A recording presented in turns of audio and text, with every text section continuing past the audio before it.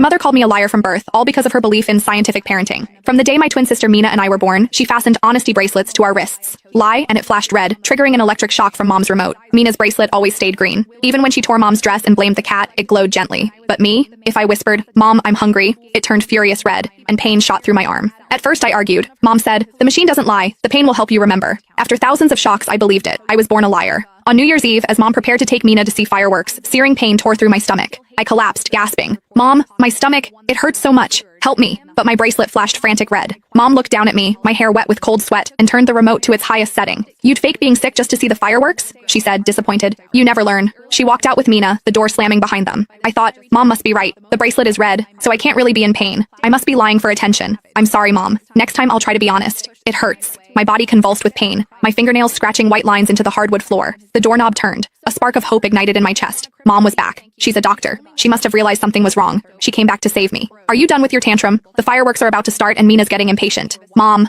I whispered, my voice barely audible, stretching a trembling hand toward the door. "It really, really hurts. It feels like my insides are tearing apart." She glanced at the frantic red light on my wrist. She knelt, her fingers digging into my chin, forcing my head up. Her voice was laced with fury. "Audrey, when are you going to stop this act? You're pathologically incapable of telling the truth. You can stay in here and think about what you've done," Dad called from the entryway. "Honey, let's go. The show's starting. If Audrey doesn't want to come, she doesn't have to. Should we leave her some dinner?" Mom stood up, brushing her hands together as if she'd touched something filthy. "Leave her dinner? For what? There's a whole stash of junk food in her closet. She bought it with the money she stole last week. She won't starve. Lock the door. She can come out when that bracelet turns green." "But," Dad hesitated. "But what? Spare the rod. Spoil the child. Look at Mina. So honest, her bracelet is always green. Audrey is rotten to the core. She needs to be corrected." But my closet was empty. Mina was the one who took the money. Mina was the one who ate the snacks. She had just stood there, her bracelet glowing a soft, innocent green, and said, "It wasn't me." And Mom believed her. When I tried to say I didn't take it either, the red light flared, and the electricity came. I watched Mom turn to leave. Mina peeked through the crack in the door and made a face at me. "Bye-bye, Audrey. We're off to see the pretty fireworks." Her bracelet, a steady verdant green. It was beautiful. Thump. The door slammed shut. I heard the deadbolt slide into place. The house fell silent. It was just me and the saw blade working its way through my gut. It hurt so much. But Mom was right. The machine doesn't lie. The bracelet is red, so I must be lying.